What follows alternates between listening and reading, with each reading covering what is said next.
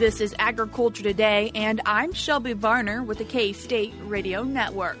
Kansas State University's President Richard Linton begins today's show as he touches on the recent groundbreaking and discusses his presidential community events.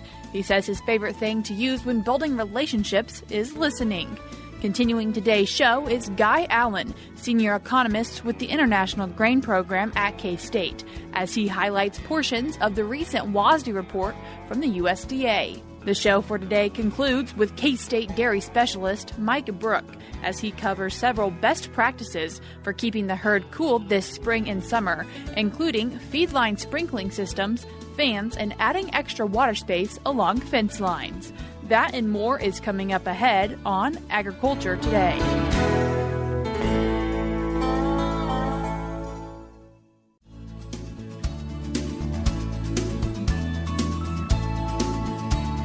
Welcome to Agriculture Today for this Tuesday edition of the show. We're going to talk about Kansas State University and how it's kind of going back into communities and kind of a few things that are really important to our land-grant university. And into that is the president of Kansas State University, Richard Linton. Rich, thank you for joining us today. I appreciate it. Great to be here today. Thanks for the invitation. So we are recording this on Monday, and we actually started the day out at the Agronomy Research and Innovation Center to break land. What was that, and what was that for? So this is a big day for Kansas State University, and for Kansas agriculture. This is a part of an agricultural innovation project that we have here on campus. It's a $210 million investment into our infrastructure and facilities. So today was the groundbreaking for two new agronomy research facilities that are on Kimball Road right across from the football stadium. In this project in total, there's 9 different buildings that will be impacted. 3 buildings that cannot be modernized will be taken down over the next several years. 4 new buildings will be there to replace those older buildings. And then Call Hall and Weber Hall, which houses about 65% of our students, will be renovated over the next couple of years as well. So today was a big first step to be able to help grow agriculture in our state. So some exciting news for Kansas State University. And part of that, research is important, but also getting to connect with people is important to Kansas State University. And something you've done this past year is presidential community events. What were those? Yeah, so I was a dean of a college of agriculture at NC State for 10 years and have been involved in agriculture my entire career. And one of the things that I've learned as a land-grant institution, it's important for you to get on the road and to get into people's backyards, to be able to listen to what's important to them and, frankly, what their expectations are of a land-grant university. So this year we started a 2-year program, which is the Presidential Community Visits.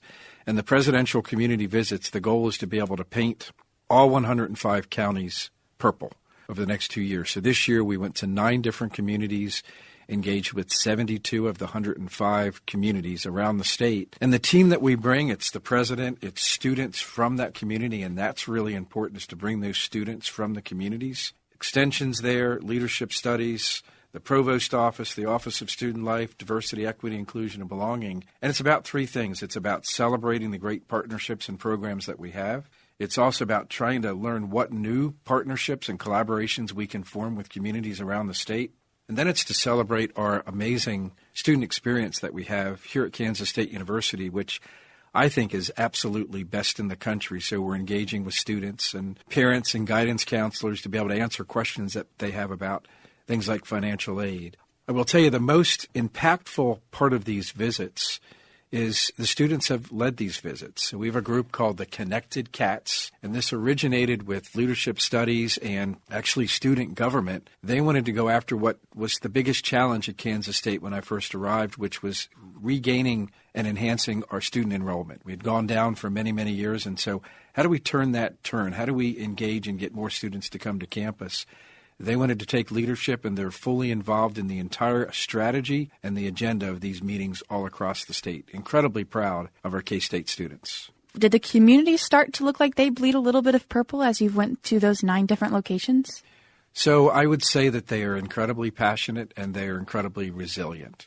It had been a long time since we were able to actually connect around the state. I think COVID played a big part of that, and there was this hunger, there was this energy just to be able to have a conversation about what their land grant is doing today, and what their land grant can do in the future. So at K-State, we're also going through a strategic planning process, which is called the Next Generation Land Grant. So a part of this is understanding where are we today relative to our statewide presence and where do we need to be tomorrow in the next coming years. And these meetings have given us a lot of really great information about how we need to think and do differently moving forward. And you mentioned your meetings. You talk with people in the communities, and kind of what has that looked like? So I think holistically across the state, everybody's passionate, everybody's hungry, everybody wants to find new and unique ways to be able to partner with Kansas State University. But what we're also realizing is this is a pretty unique and diverse state. And the needs and the opportunities in the western part of the state, places like Garden City and Dodge City and Liberal and Colby, those needs that were identified are much different than what you might see in Topeka or the Kansas City region. And so we are a land-grant university. We are the university for all of the people to be able to meet their specific community needs. The programs that we develop for the western part of the state might need to be different and be more adaptable to their needs than what we develop in the middle part and the eastern part of the state. And so just to kind of go over those places you went to the Flint Hills region, Ford County, the Kansas City area, Central Kansas, Shawnee, Sedgwick, Crawford, Finney, and Thomas County. And were there certain parts of the state that were extremely beautiful to you, other than obviously the greatness of Kansas State University? Well, I think this whole state is beautiful. Certainly I love the Flint Hills, but working in the Midwest for so many years at Purdue University and Ohio State University, it's really enjoyable for me to go back to the western part of the state. It's wide open agriculture, and so I would say my blood pressure goes down when I head to the west and really enjoy getting to know the people. And for me, to learn a different part about agriculture. So in my career, I'd learned about a lot of different facets in agriculture, but the beef industry and the wheat industry and the grain milling and baking industry are new areas for me to learn about. So that's kind of exciting. I want to come back and touch on a point you talked about, the students and the connected cats. Yeah. What was that experience like for the students, or what did you hear back from them? So, I was asked at a Board of Trustees meeting a couple of weeks ago, what was my most enjoyable part of my first year? And my answer was anything involving students. And I put the Connected Cats experience all the way at the top because this was a group of students that took the initiative to try to want to move this university forward. And so for them to be able to lead the effort, lead the strategy, lead the agenda, and the growth that was learned about, for each one of these segments and sections of the state, they needed to identify what's different in Garden City than the Kansas City region. What does the population look like? What do the demographics look like? What kind of jobs are there? What kind of opportunities? Is it economically growing or is it economically shrinking? And so I think these students learned a lot about leadership, but they also learned a lot about how to work together to be able to do which was right for all different parts of the state. Part of that also, I saw on social media that the students got to go to their hometown area in that region, and then also got to go to their high school or one of their schools they went to growing up and give out an award to their teacher. Kind of what was that experience like, seeing a kind of a full circle moment almost? So this was their idea, entirely their idea. After being on a couple of visits, they thought, wouldn't it be great to be able to re-engage with the high school that they went to several years ago? So the idea and the thinking was to celebrate education, to celebrate teachers who were not celebrated nearly enough, and to come back and do a surprise visit and award a teacher with an award in the excellence of teaching. And just to be able to see the excitement and the surprise and the enjoyment associated that, I think was really great for the students and especially great for the teachers. But again, this is where students have stepped up to do something important to them, something meaningful to them. In a way, they were thanking a teacher that made a difference in their lives. You mentioned part of the three things is celebrating Kansas with this, and Kansas State University specifically. Have you felt that across the state as you've gone about, through the students, through the community, through the experiences and relationships? I think we have been embraced in ways that I couldn't even imagine or fathom.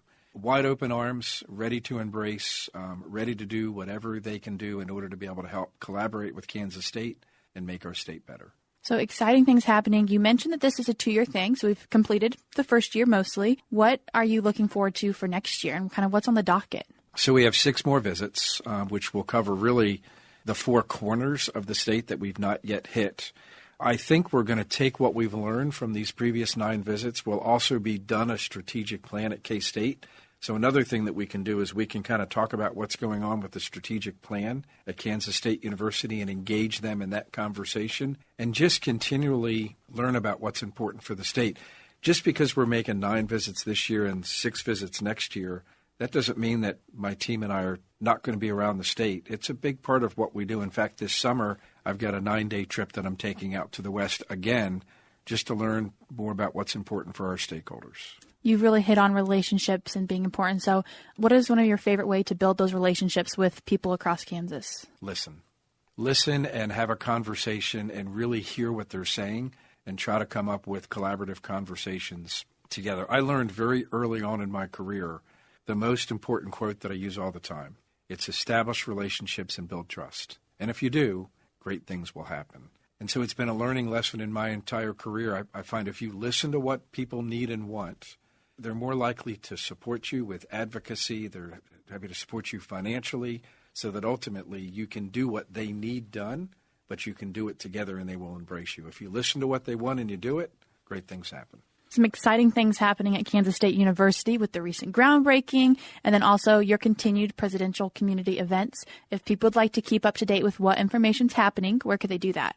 Yeah, just go onto the Kansas State University website and you'll find links to all of these things. There's a link to the presidential community visits. There's a link with what's going on with the Ag Innovation Project, and there's also another link for the strategic plan. The strategic plan should come out early in September. I think we're planning on announcing that on September the 8th. And once the strategic plan is launched, expect rockets to fly in the air. Lots of great things are going to happen from that day forward. Exciting things happening at Kansas State University. Rich, thank you so much for taking the time to join us today. I appreciate it. Happy to be here. Thank you, and go Cats. As always, go Cats. And the links that he mentioned will be found in today's show notes, which, as always, can be found on agtoday.net.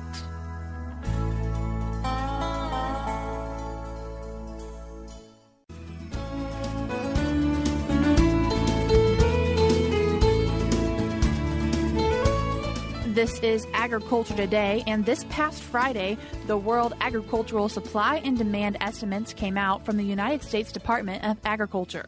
And in to talk about them is senior economist with the International Grains Program, Guy Allen. Guy, thank you for joining us today. Good day, Shelby.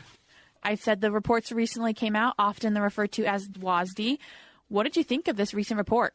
Well, they were interesting and a bit of surprises and some in the report, which make for interesting dynamics on the day they come out in the marketplace. And we've seen some results for that. Might start off highlighting some wheat situation. The wheat was probably the biggest surprise and probably the most bullish in the news that came out. What we saw in the WASDE was supportive.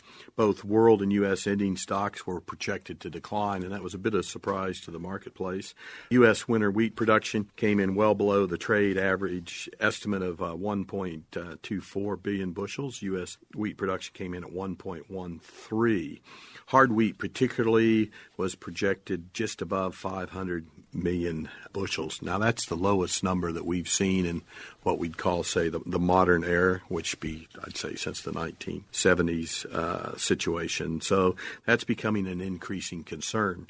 These recent rains we've seen across Kansas has helped, but we'll see in a few weeks what the actual result is. Wheat's a pretty hard crop to kill, but we'll get a firsthand look at the Kansas wheat tour this week. Looking at the world numbers, the focus there is probably on the Ukraine. This week again, we see that wheat export corridor agreement with Russia and the Ukraine expires on the 18th, so we'll see if that gets renewed. A lot of discussions on that and probably increasingly pessimistic. But the USDA put this coming year's Ukrainian production, it was down 21%, with exports dropping by a third. We also saw a decline in Australia export numbers. Australia's had 3 consecutive years of record crops as El Nino tends to bring rain down there, and rain makes grain, and they've had very, very good crops.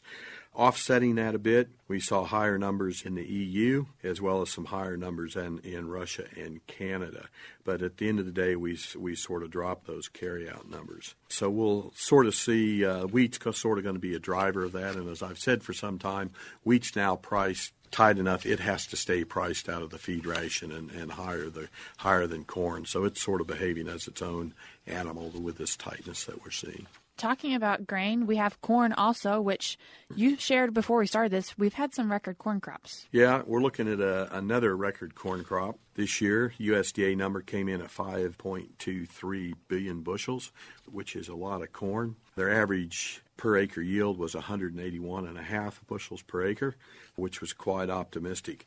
However, in the wake of a record crop, we're also seeing a near record demand there. We're seeing an increase in feed demand by about 375 million bushels. Ethanol demand should be fairly strong too, particularly as petroleum and crude oil prices remain high. Exports we're expecting to increase. At the moment, we're coming off of this current year is very, very disappointing when it comes to corn exports.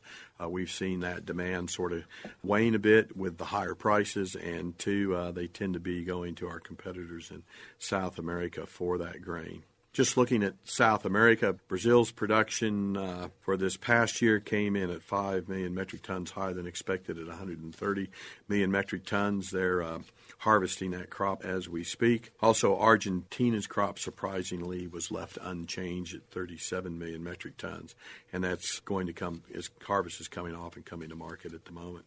Now, what's driving that is China. China has moved in to be our number one buyer of corn in the last couple of years.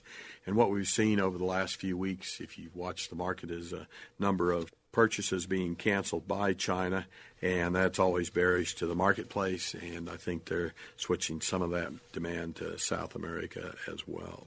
And you mentioned that Argentina was staying the same and was still shocking high, which is also similar with soybeans. Argentina, to remind everyone, has been in a drought situation, very, very dry, not too dissimilar than Kansas. So turning to soybeans, USDA did leave Argentina's production unchanged at 27 million metric tons. That was above the trade range. Also, interestingly, Argentina this year will probably import about half of their soybeans that they're crushing from Brazil and Paraguay, their neighbors there. Brazilian production on soybeans was increased by 1 million metric tons to 155 million metric tons. Was within the range, but still a bit higher. Again, similar to corn, as we always have for soybeans, China's the big demand point for soybeans internationally, importing about 2/3 of the world's soybeans go to China. Current imports were raised 2 million metric tons to 98 million metric tons, which isn't the high of 100 million metric tons we saw just pre-COVID, or I should say more accurately pre-African swine fever. Keep in mind, 2/3 of the world's hogs sit in China, and that's what really drives that demand. That and poultry drives that demand for soybeans and soybean meal particularly. Also, we'll continue to watch U.S. weather as we're in that critical part of the growing seasons. It was good to see we've seen a bit of rain come across Kansas. Western Kansas probably, and the western Corn Belt is still missing some of that rain, but we do continue to see some moisture come in, and as I like to say, rain makes grain. And something to also touch on for soybeans is the kind of the shift almost between oil and meal. Yeah, an underlying component of that demand is increased growth in biofuel demand, particularly in vegetable oil, and that's starting to change the dynamics in the crush margin. That's being now driven more by oil, and we expect that to continue going forward, which shall make for a bit more surplus meal on the marketplace that we'll have to clear. And as we see a number of the scheduled plants that are to be either refurbished or new ones being built in the next couple years, it's going to, I think, change those dynamics now. Higher interest rates and changing economic situation, I think, is going to maybe limit some of that plant expansion, or probably the new ones being built, as higher interest rates change the return on investment of those. But we are going to see growth in that sector as we go forward. Key thing about soybean meal, if we get a glut of soybean meal is sort of the base price for the whole protein complex, whether that be DDGs or other corn gluten meal, or also your animal proteins are, for the most part, soybean meal is your base price across that whole protein complex. And Guy, you're talking a lot about international and kind of the world market of things happening, and I think an important part to talk on that is the U.S. dollar. Yes, I always like to remind everyone about the U.S. dollar. Not everyone in the world, most people outside the U.S. trade in something else other than the U.S. dollar. We've seen a significant rally in that dollar value over the last 18 months, 2 years, along with the higher commodity prices, and that makes our commodities seem very, very expensive. We tend to follow that dollar index. However, the big driver of that dollar index is the euro and the yen.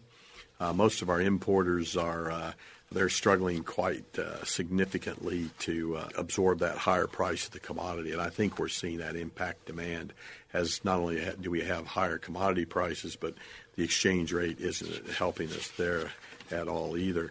We saw a rise in interest rates and inflation continuing 2 weeks ago with the Fed announcement. A lot of discussion on a lot of people wanting something other than the U.S. dollar to be the reserve currency internationally. I doubt that's going to happen, but it's a situation where the U.S. is exporting our inflation in this higher interest rate environment, and it's actually impacting a lot of our commodity customers, particularly in a very adverse way. And I can understand why they'd like a bit more stability in the underlying dollar and its relative values. Continuing to talk about the global market, if we're on a global market, things have to be transported from point A to point B. Yeah, ocean freight and transportation is always a big cost for international competitiveness there as well. About 10, 12 months ago, we saw a spike in freight up to about $3,400. Today, it's about half that, about $1,550, and it's been around that for the last 2 months. That's made us, when you're looking at Australia for wheat, they're freight advantage to those high-value markets of Asia because it's a shorter distance, about third of the distance on freight, where if you're coming from North America or South America, it's a bit further. As these freight levels have come down and stabilized, I guess we're less freight disadvantaged in a transportation situation looking at that. So it's good to see that freight market stabilize, particularly post-COVID. We've sort of worked through those supply chain issues on the bulk commodity, and the container market's sort of settling down there as well. So, Guy, as producers are listening, what are some key points that you want to remind them that why the international market matters to Kansas producers? Well, the key thing about export markets, export parity basically sets your base price no matter where you're at in the U.S. So if we have a strong export price, strong export value sort of raises the tide for all ships. And that's sort of the starting point. Your domestic consumer has to pay a premium to exports price to keep the grain in the country or keep it locally, no matter whether you're located next to an ethanol plant or next to a feedlot or next to a crushing plant. They have to pay a premium above that export parity. So that export market's sort of where we start, and then we try to capture a bit of that domestic premium when our domestic customers get hungry. Guy, I appreciate you coming in and giving us a kind of a rundown what the WASDE report came out with this past Friday. I appreciate it. You're welcome. That was Senior Economist with the International Grains Program, Guy Allen. If you would like to see this report for yourself, you can go to agtoday.net and we'll have the link in today's show notes. We're cutting to a short break now, but we'll be back with more on Agriculture Today.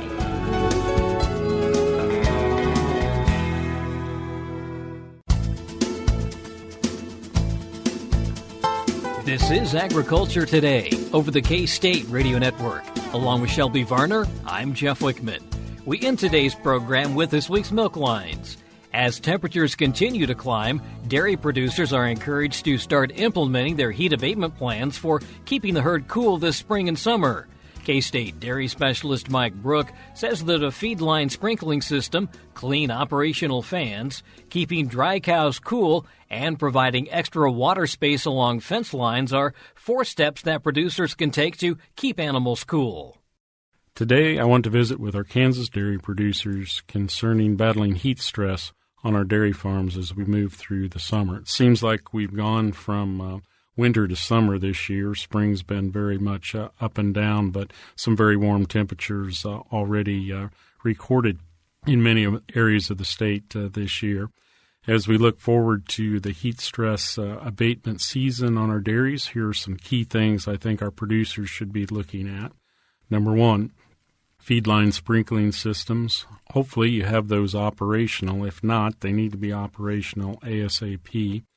Keeping in mind that the best way to cool the cows would be on and off cycles based on rise in temperatures. So generally we recommend that those systems start operating at about 70 degrees Fahrenheit.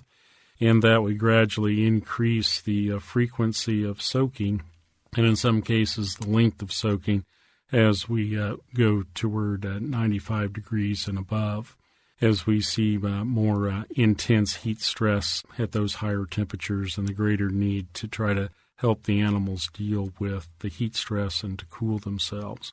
So the settings that we use out in the housing area are also the same settings that we use in the holding parlor, keeping in mind that the holding pen of the milking parlor is going to be a significant area where we need to try to help the animals combat heat stress.